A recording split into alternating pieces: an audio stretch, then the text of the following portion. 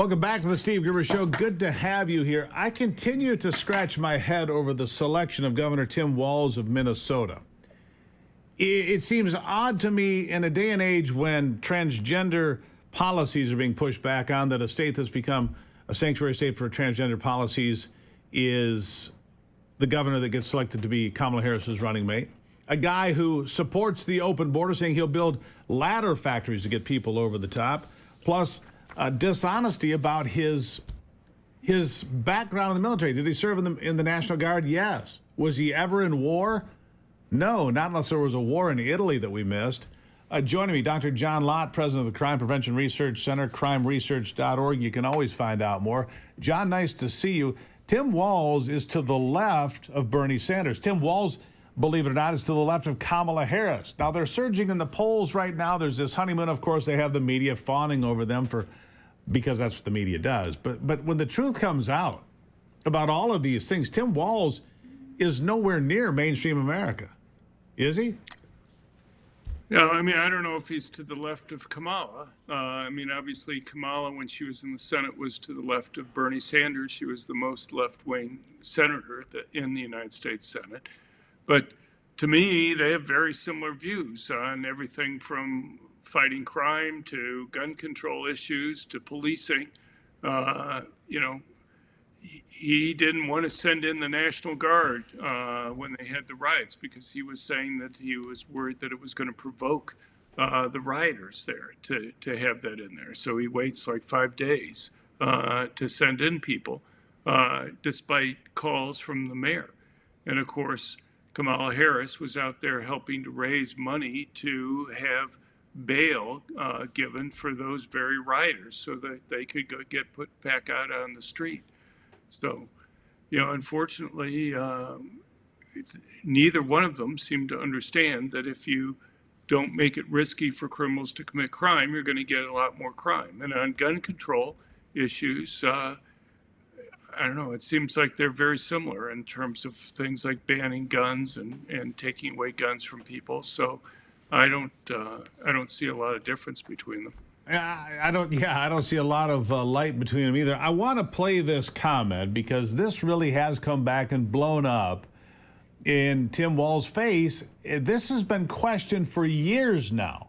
First of all, the rank that he claimed when he left the National Guard, which the Minnesota National Guard said he did not receive. And in fact, he was demoted having retired from the National Guard so he could run for office, but always claimed this. And then he said he carried these guns in war and they shouldn't be on American streets. I'm paraphrasing. I'd like to hear exactly what he said. Go ahead and roll that. Hope woke up like many of you did 5 weeks ago and said, Dad, you're the only person I know who's in elected office. You need to stop what's happening with this. I'll take my kick in the butt for the NRA. I spent 25 years in the Army and I hunt.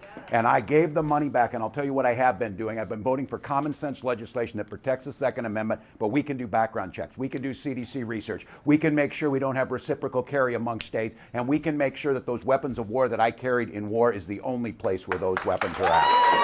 So the weapons of war that he carried in war, he was never in war. John, he never carried weapons. He might have had a weapon issued to him at some point. He was never in Iraq, never in Afghanistan, but he gives that impression. It's a lie. And I think it's shameful, but that's how he's trying to advance an anti-gun agenda. Right. I mean, he's using stolen valor, which is a crime for somebody to claim military experience, and he's done that in many different ways. On top of all the things that you mentioned, he also got out of his enlistment that he had. Seems to have violated the rules. He had signed up for 6 years and got out after 4 years. So look, he's wrong on the facts about these guns. These are not weapons of war. Even the Associated Press mentions that the types of weapons that he wants to ban, that it's a politically laden term that's misleading. No country around the world uses these semi-automatic rifles in their militaries. The types of rifles that they have the ability to fire burst rounds or essentially machine gun type rounds that are there.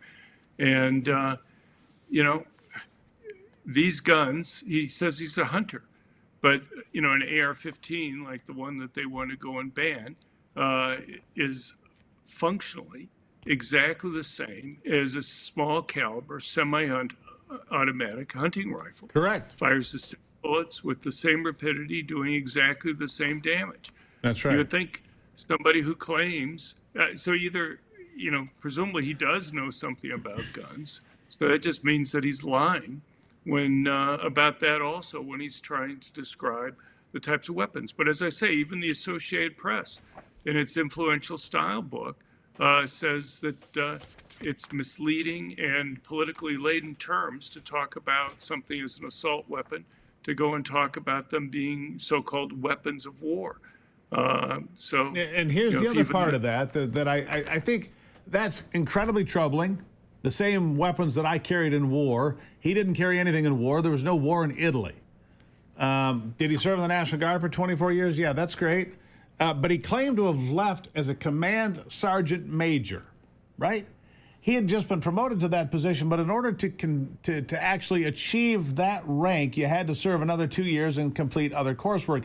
He immediately, when he learned that his group was going to be sent to Iraq, he backed out. He was never a command Right. sergeant. In fact, his rank was reduced to staff sergeant. So he's lied about that as well. Stolen valor is illegal. He lied about his rank. He lied about serving in war. He's wildly left on every topic in front of us. I think it was a gross miscalculation to pick him instead of Josh Shapiro. But Josh Shapiro, based on his abilities, would have outshined Kamala Harris on the stage every single time, and that would have been a problem. Like when Lloyd Benson outshined Governor Dukakis back a number of years ago. Well, look, we're in a situation where the media is not going to be making, you know, the points that you just raised. The media, look, and Waltz is a very effective speaker. I mean, anybody who listened to his talk on Monday or the other night in Philadelphia can see that he's an effective speaker. The problem is that the media is not going to go and do fact checks on him. You know, if anything, the media is going and claiming that he's a moderate, middle of the road Midwesterner who's kind of, you know, reaches out and deals well with rural and Republican voters. You know, those are all false things, but that's the narrative that the media wants to go and try to push right now.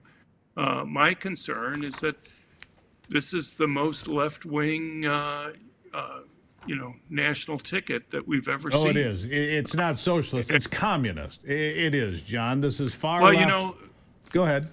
just one quick thing. Go ahead. You know, so Kamala Harris, when she talks about she wants a society where everybody ends up in the same place. Right. Look, different people work harder than others. Different people, you know, don't spend their money on things and save up. So what does that mean? That means if you work really hard, you're going to end up in the same position as somebody who doesn't work at all. Well, what does that mean? What do you think that's going to do? That means people aren't going to work hard if they're essentially penalized 100% for the additional effort that they put in. If she really got the type of society that she wants to have, that's a communist society, but it also is a reason why communist societies have failed over time. The reason why their economies are so horrible. It's because they penalize people for working hard, and you make everybody equal, but you make everybody equally poor. That's right. A shared misery is one way that's put. The shared misery. Equity. Equal outcomes for all. Well, except for the elites, of course. John, don't kid yourself. They don't have to have equal outcomes. They get Well, even in the all the Soviet spoils. Union, the rulers obviously were treated very well compared to the average person that's there. Yeah. Maduro, I think, gets treated a lot better than the average Venezuelan, for example, right? He does far Right. better whatever's going on there. John Lott, the director of the Crime Prevention Research Center, the president there. CrimeResearch.org to keep up on what John's writing about. Stay informed. Stay at CrimeResearch.org. Dr. John Lott, doctor, thank you. Thank you very much. All right, this is the Steve Gruber Show. I'll be back.